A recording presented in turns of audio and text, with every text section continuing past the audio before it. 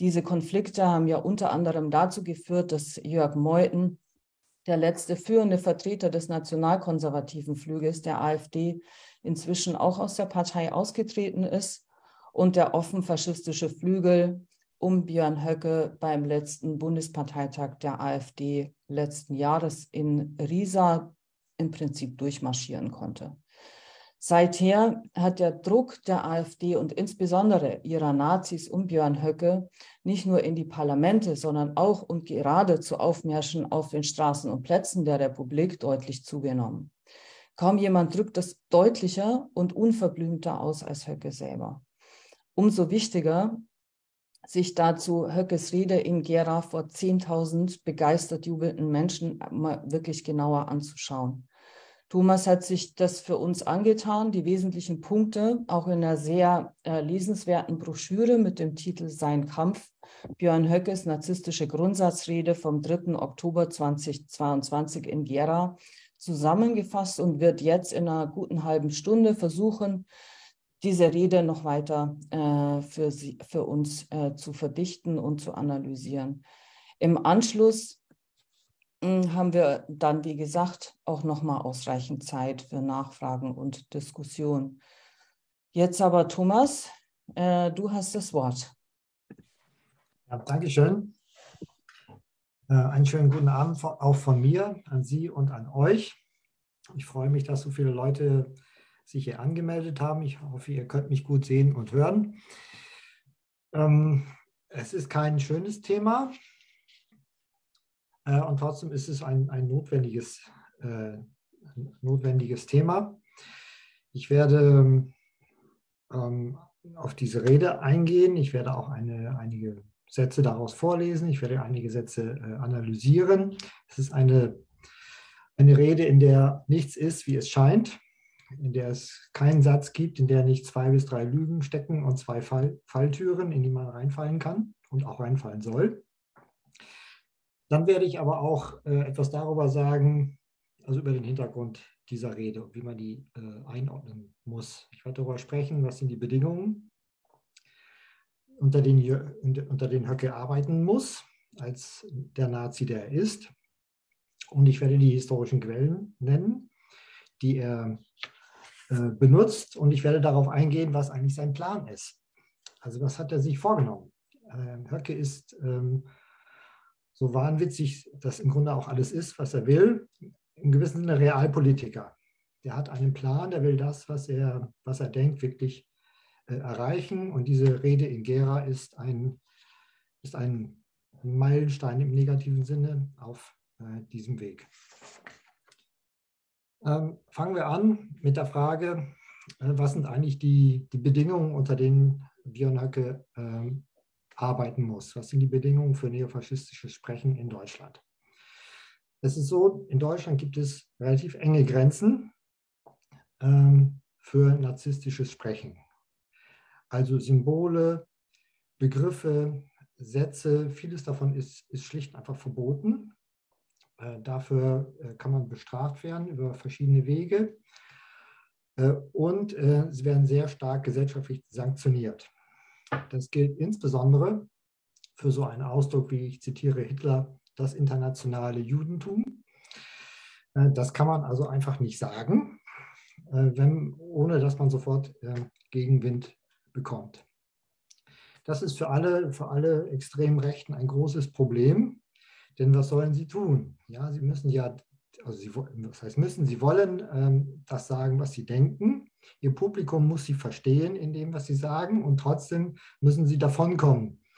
Also möglichst nicht ins Gefängnis kommen oder stigmatisiert werden, aus den Medien ausgeblendet werden. Höcke ist das extrem wichtig. Höcke möchte auf gar keinen Fall vorbestraft sein. Er möchte auch seine Beamtenpension behalten und er möchte sozusagen den ganzen Freiraum der Medien behalten, um dort wirken zu können. Ja, was sind die Methoden, die man anwenden kann? Also man geht als Nazi bis an die Grenzen dessen, was man so sagen kann. Man versucht, diese Grenzen auszudehnen. Man umschreibt es. Man verwendet Codes und man verwendet Ersatz- und Hilfsbegriffe. Das alles macht Höcke. Vor allem macht er Letzteres. Er verwendet Hilfsbegriffe, die tatsächlich aus der Geschichte kommen, die aber nicht so bekannt sind wie das Zitat, was ich vorhin gesagt habe. Wenn Höcke anfängt, über das internationale Judentum zu reden in aller Öffentlichkeit, dann ist es zu spät. Weil dann hat er so viel Macht, dass er denkt, dass er sich das leisten kann. Soweit darf es nicht kommen. Ja, mit diesem Problem sind Hunderte von Organisationen beschäftigt gewesen nach 1945, alle möglichen Versuche, faschistische Politik in Deutschland zu machen. Und der größte Erfolg, den hat die AfD. Die ist genau 10 Jahre alt jetzt. Und sie hat darauf eine Antwort gefunden auf dieses Problem. Die bestand aus unbelastetem Personal, also niemand soll vorher in der NPD gewesen sein, zumindest nicht in der Führungsebene. Man vermeidet eine belastete Sprache und man hat eine Hybridpartei gebildet. Das ist also keine reine Nazi-Partei. Die AfD hat von Anfang an 3 große Strömungen gehabt, eine nationalkonservative, / national-libertäre, eine christlich-fundamentalistische und eine völkisch-nationalistische. Und völkisch-nationalistisch, Klammer auf, gleich NSDAP. In der Öffentlichkeit wird das oft so wahrgenommen oder auch so beschrieben, es gäbe Gemäßigte und Radikale. Und von diesen sogenannten Gemäßigten sind viele nicht mehr dabei. Aber eigentlich ist es nicht richtig, das so auszudrücken, weil es sind verschiedene Konzepte, die dort verbunden sind. Wir haben eine Überlappung, ist eine Bündnispartei, aber es gibt auch eben inhaltliche Unterschiede. Und dass der völkisch-nationalistische Flügel sich durchsetzt, bedeutet, dass die Partei sich auch wirklich verändert. Diese Veränderung in den 10 Jahren, die ist nicht gleichmäßig erfolgt, sondern ruckartig. Also immer so zack, zack, zack, zu sehen an den Parteitagen und an den jeweils stürzenden Parteivorsitzenden. Und der Weg ist ausschließlich nach rechts. Der Weg ist so weit gegangen, dass nicht mehr viel Platz ist. Und der Weg ist endlich. Und am Ende dieses Weges steht Björn Höcke. Björn Höcke ist der extrem rechte Rand einer extrem rechten Partei. Und es sind jetzt nur etwa 1 oder 2 Rucks. Und dann ist es die Führerpartei von Björn Höcke. Ja, was sind die Quellen, die Höcke bemüht? Höcke macht es so, also er kann halt schlecht Adolf Hitler zitieren, weil ihm das Probleme bereitet, aber er kann Menschen zitieren, die mit Hitler verbunden waren, die hinter Höcke standen, nicht hinter Hitler standen und die um ihn herum waren und die aus diesem Milieu kamen. Es ist das Milieu der extremen Rechten der 1920er Jahre, der Weimarer Republik, in der Hitler einer unter vielen war.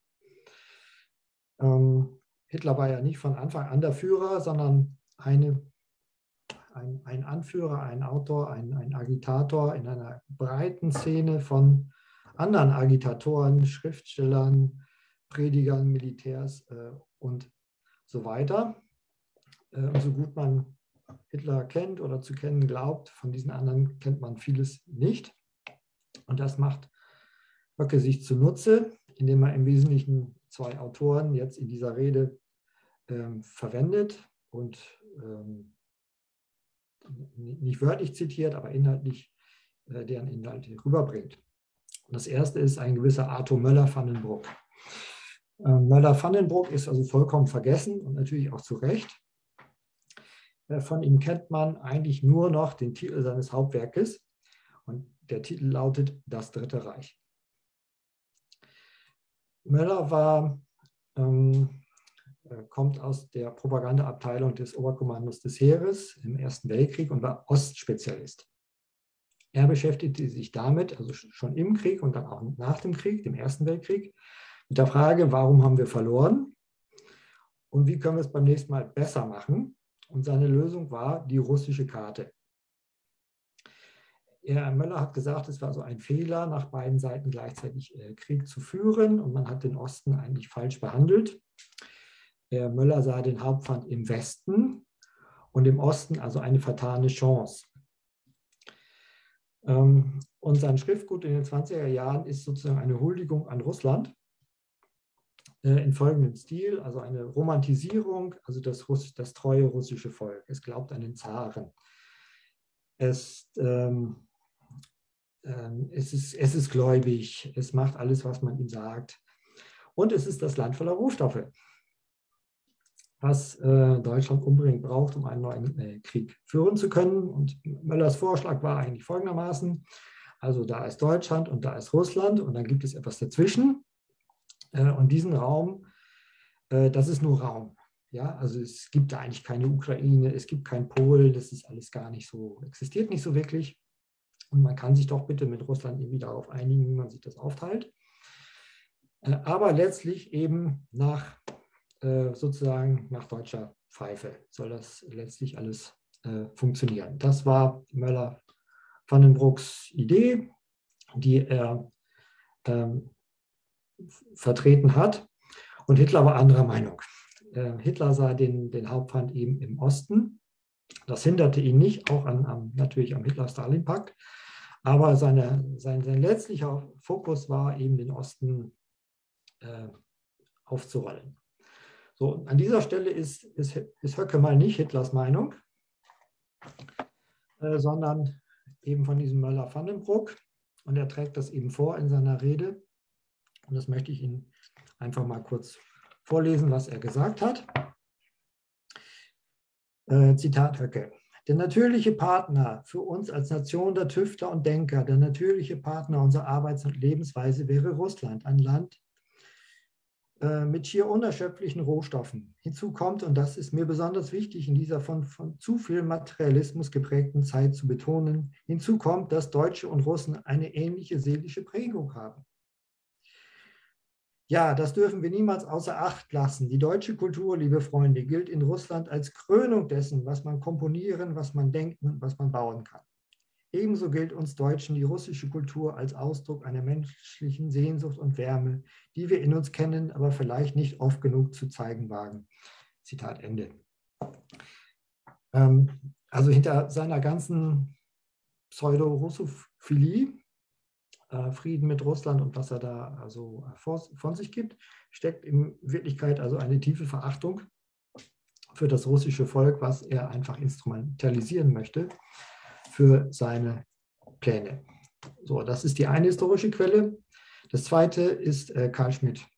Über Carl Schmitt könnte man jetzt den ganzen Abend hier reden und müsste man eigentlich auch.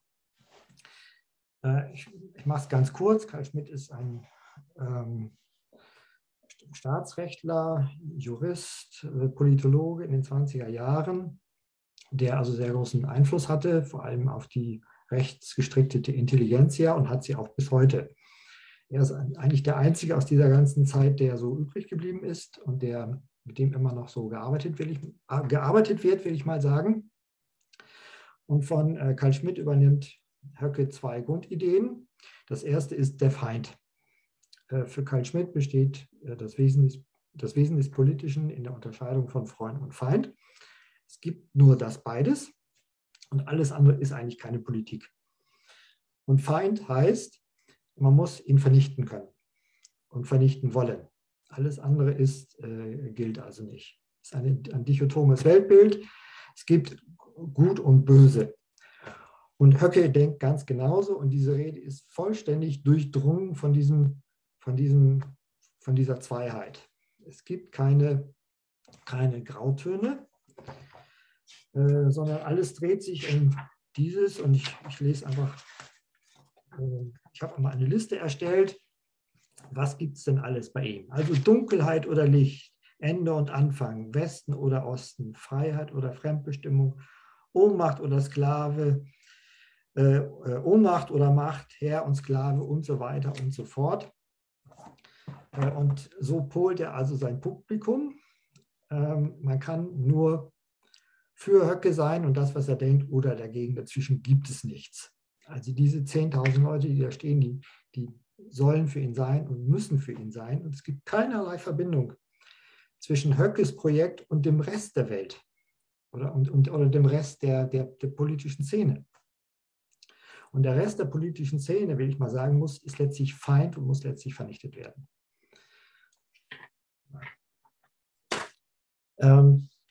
Das andere, was er von Carl Schmitt übernommen hat, und das kann man sehr genau sagen, wo er es her hat, sind die Begriffe raumfremde Macht und Imperium als Begriff für etwas Feindliches. Das hat er schlicht und einfach abgeschrieben. Und zwar aus diesem kleinen Buch hier. Carl Schmitt, Völkerrechtliche Großraumordnung mit Interventionsverbot für raumfremde Mächte. Das ist von 1941 und wird also bis heute unverändert nachgedruckt in einem juristischen Verlag, was irgendwie ein bisschen erstaunlich ist. Und diese beiden Begriffe, raumfremde Mächte, er meint die USA, und Imperium, das sind die Begriffe, die Höcke reinschieben möchte, sozusagen in die politische Debatte. Und ich zitiere einfach mal ein paar Sätze von Schmitt jetzt und danach das, was Höcke daraus macht. Also Schmitt schrieb 1941, also über die Völkervermischung des untergehenden römischen Imperiums, wie die Assimilierungs- und Schmelztiegel-Ideale der Imperien westlicher Demokratie und so weiter und so weiter. Also alles ganz schlimm. Und da gibt es aber auch einen Gegenbegriff, und das ist das Reich. Das Reich, das sagt Höcke nicht, weil er sich das noch nicht leisten kann, Reich zu nehmen. Aber wer raumfremde Mächte und Imperium sagt, der muss auch das Gegenteil davon sagen, und das ist das Reich. Ja, und was ist das Reich? Das sind führende und tragende Mächte, die eine politische Idee haben, die damit einen Raum durchdringen. Das ist also nicht nur deren eigenes Land, sondern auch der Raum drumherum. Und wichtig ist die Idee. Ohne Idee kein Reich. Und Schmitt sagt, was ist diese Idee? Das ist Zitat, unser nationalsozialistischer Volksgedanke. Das ist die Idee. Bei Höcke hört sich das dann so an.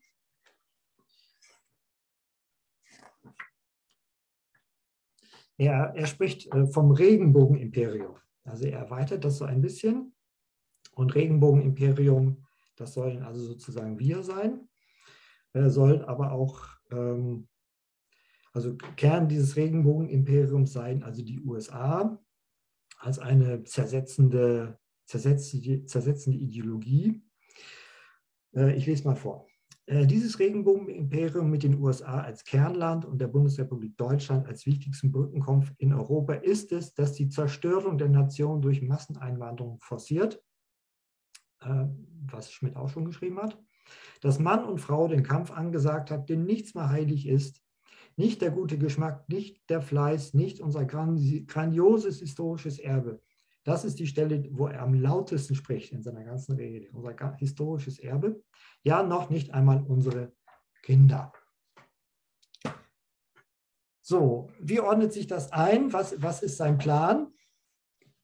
Die Rede wurde gehalten Anfang Oktober. Das war die Zeit des heraufdämmernden Wutwinters, der Gott sei Dank nicht ganz so eingetreten ist, wie es damals aussah. Es war eine Zeit von Massenmobilisierung, vor allem in Ostdeutschland, vor allem in kleinen und Mittelstädten, von denen man vieles gar nicht richtig mitbekommen hat, weil sie so überwältigend waren, dass sie nicht mal mehr registriert wurden.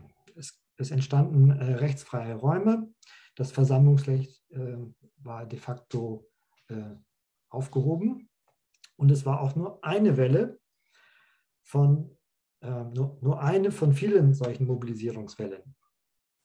Ich erinnere an die sogenannten Corona-Proteste und so weiter und so fort. Das ist der historische Rahmen. Dann hat die Rede eine innerparteiliche Funktion. Höcke ist ja eigentlich noch nicht so richtig was Besonderes. Er ist ja nur Thüringer Landesvorsitzender und er möchte ja etwas vollkommen anderes sein. Er will der Bestimmer sein. Er will der Führer sein über über diese Partei, wobei auch diese Partei nur Mittel zum Zweck ist. Worauf es ihm ankommt, ist eigentlich das Verhältnis von Führer und Gefolgschaft. Und er ist der Führer, niemand anders ist der Führer. Die AfD ist stark, sie hat erheblich zugenommen. Sie liegt bundesweit bei 15% und das ist wichtig, in den ostdeutschen Ländern bei 20 bis 30% und nebenbei gesagt schwimmt sie auch im Geld. Die Rede ist ungefähr auf der Hälfte zwischen zwei Parteitagen, zwischen Riesa und Magdeburg. Riesa, Irmgard hat es schon gesagt, ist eigentlich das Ende der sogenannten Gemäßigten und Magdeburg Ende Juli, Anfang August diesen Jahres da geht es um die inhaltliche Festschreibung. Ja, was ist eigentlich, was wird das Wahlprogramm sein für die Europawahlen? Höcke hat jetzt festgenagelt, wie das aussehen soll. Höcke will die Inhalte bestimmen, er will die Kandidaten bestimmen und die Repräsentanten und er will die Vorsitzenden bestimmen. Das heißt nicht unbedingt, dass er selber auch Vorsitzender werden will. Das weiß ich nicht, ob er das will. Es ist auch denkbar, dass es einen Vorsitzenden unter ihm gibt, was auch durchaus Vorteile hat. Dann gibt es immer noch einen, den man so auch mal opfern kann. Und dann hat sie eine wahlpolitische Funktion. Höcke geht es darum, die vorhandene Wählerbasis, also in Thüringen und anderen Ländern im Osten 20 bis 30%, die muss gesichert werden. Gefestigt werden und die darf nicht wieder abhauen. Das passiert ja leicht, wenn man nicht an der Macht ist und wenn man so ein extremes Programm hat wie her, das es an den Seiten so abbröckelt. Und dagegen kämpft er in seiner Rede, hat er einen längeren Absatz dazu. Es ist ihm ganz wichtig zu sagen, Zitat, also mit eurer Hilfe werden wir stärker und stärker werden und wir dürfen uns niemals vom Establishment verunsichern lassen. Vor allen Dingen dürfen wir uns vom Establishment, das versucht, Spaltkeile in uns hineinzutreiben, niemals auseinandertreiben lassen. Friedlich, aber mit einem starken Willen, mit einem unbändigen Willen, liebe Freunde, werden wir unseren Kampf fortsetzen. Dann geht es ihm aber auch darum, und das nimmt viel mehr Raum ein, diese 20-30% zu erweitern, weil die reichen nicht. Bei den Plänen, die er hat, muss man mehr haben. Er ist aber schon relativ am Rand dessen, sagt die Forschung, was sie so erreichen können. Deshalb muss er neue Wählerinnenschichten ansprechen. Das macht er also in breitem Stile. Und wo sollen die herkommen? Die sollen kommen von der Linken und von den Grünen, von der CDU, nicht von den Grünen. Seine Methode ist, diese Wählerschichten anzusprechen, sie zu verunsichern, sie loszulösen, zu neutralisieren und zu sich selber rüberzuziehen. Und die Wählerinnen-Schichten, die er nicht erreichen kann und die Parteien, die er nicht so beeinflussen kann, die werden dämonisiert und zum Abschluss freigegeben. Das sind Teile der Linken, Teile der SPD und insbesondere die Grünen. Die Grünen sind das also absolute Hassobjekt von ihm und seiner Szene, weil er sich keine Hoffnung macht, die erreichen zu können. Ja, es ist eine zielgruppenspezifische Rede. Die Zielgruppen sind folgende, es sind Ostdeutsche, Verschwörungsgläubige, Linke und Friedensbewegte und Antifeministinnen. Ich kann das hier nicht alles ausführen. Ich will es nur mal am wichtigsten Beispiel machen. Das sind die Ostdeutschen. Vor allem die älteren Ostdeutschen, die in der DDR sozialisiert worden sind. Auf denen fußt im Grunde das ganze Konzept. Einen großen Zuspruch in dieser Bevölkerungsgruppe zu haben, ist die Basis seiner Macht. Deshalb muss er sich mit denen ganz besonders beschäftigen und er macht das auf ausgesprochen perfide Art und Weise.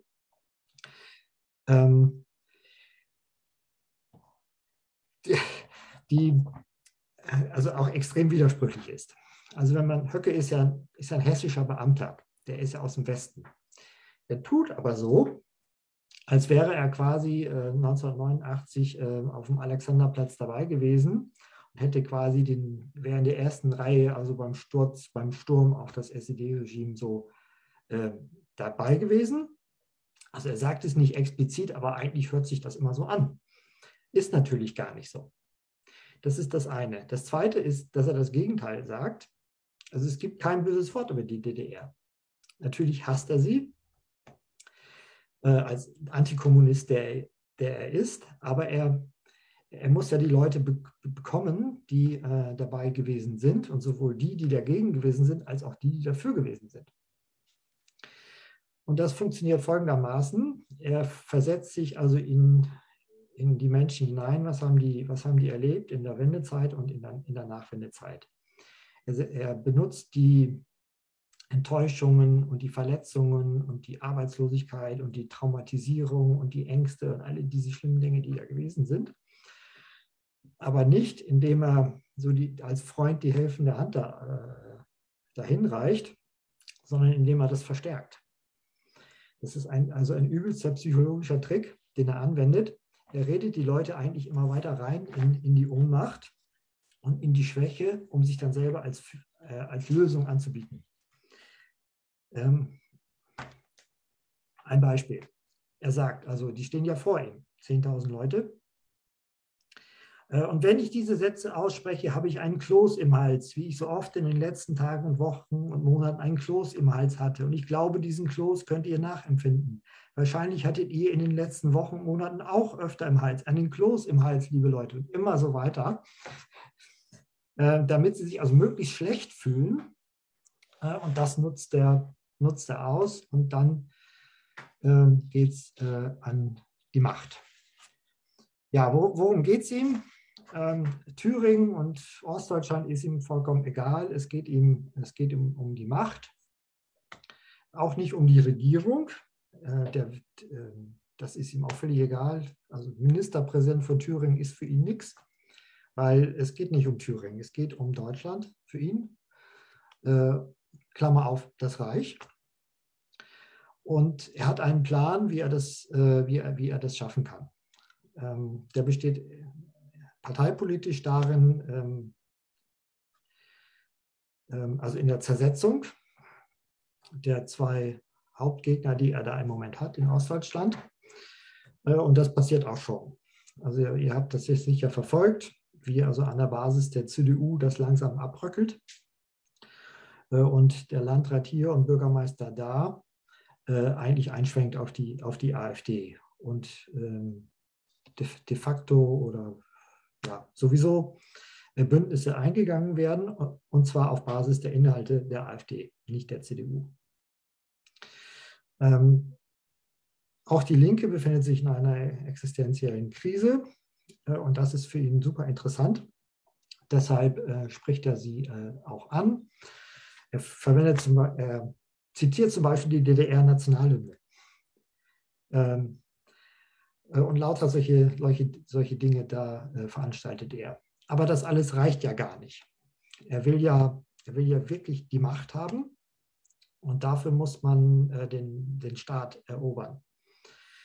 Er hat schon einmal gezeigt, wie man das so machen kann in Thüringen durch die Wahl, durch die von ihm lancierte, initiierte, durchgeführte Wahl eines FDP Ministerpräsidenten. Ihr werdet euch an diesen Skandal erinnern. Das war für ihn ein Fest, weil er das System dadurch destabilisiert hat und zum Gespött gemacht hat.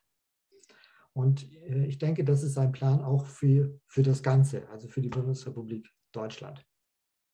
Er schaut dabei auf die Wahlen im nächsten Jahr. Er führt es auch so aus in seiner Rede. 2024 werden wir einen wichtigen Schritt auf dem Weg zur Macht, so ungefähr drückt er sich aus, gehen. Und es geht um die Landtagswahlen in Thüringen, Brandenburg und Sachsen-Anhalt. Dort geht es darum, stärkste Partei zu werden und Macht zu projizieren. Und da ist es noch nicht mal nötig, dass man 50% hat. Das ist ein Irrglaube. Also auch Hitler hatte keine 50%. Bei 30–40% wird die Sache so oder so gefährlich, weil man gegen ihn nicht mehr arbeiten kann und weil die Welt vor ihm anfängt, in die Knie zu gehen. Wenn 3 oder 4 oder 5 Bundesländer AfD regiert werden oder die AfD irgendwie an der Regierung beteiligt ist oder diese Regierung dominieren kann oder auch nur lahmlegen kann, hat das massive Auswirkungen auf das gesamte politische System. Deutschland ist ja ein föderaler Staat und es würde die Funktionsfähigkeit des Bundesrates einschränken und darum geht es. Der Apparat soll erst einmal lächerlich gemacht, also das nicht Apparat, also das System, das politische System, das demokratische System muss lächerlich gemacht werden, damit er irgendwann dann als Führer dastehen kann. So, und ich komme jetzt zum Schluss meines Eingangs. Es ist ja eine Rede, aber es ist auch noch was ganz anderes. Es geht nicht nur darum, dass Höcke 30 Minuten irgendwas erzählt, so schlimm das auch alles ist. Es geht um die Situation. Es ist der Führer und es ist die Gefolgschaft. Ein Mensch und 10.000 Menschen.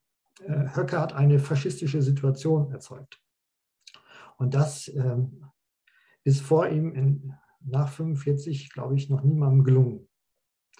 Sicher in irgendeinem Hinterzimmer mit 20 oder 200 Neonazis, aber nicht auf offener Bühne. In einer Stadt mit 100.000 Einwohnern, wo 10.000 Menschen dann ihm zujubeln, die sicher irgendwie aus dieser Region gekommen sind, ohne wesentlichen Widerspruch.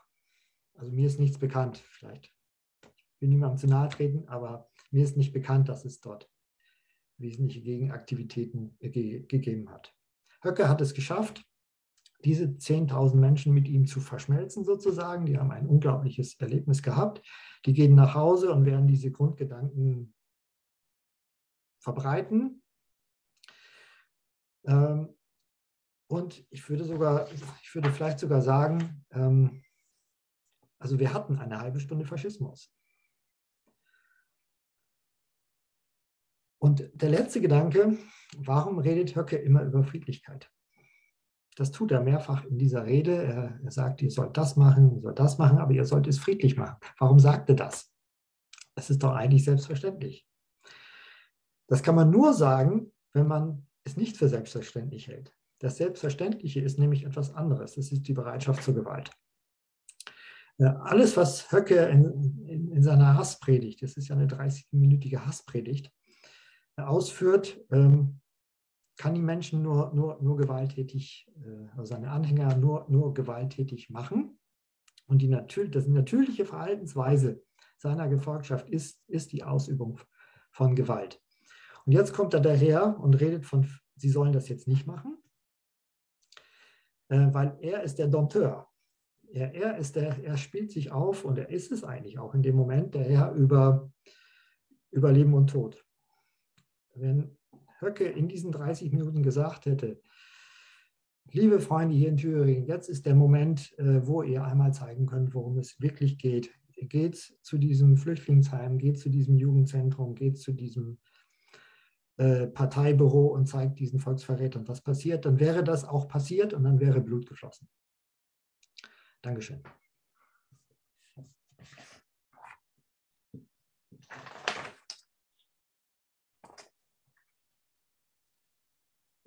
Vielen Herzlichen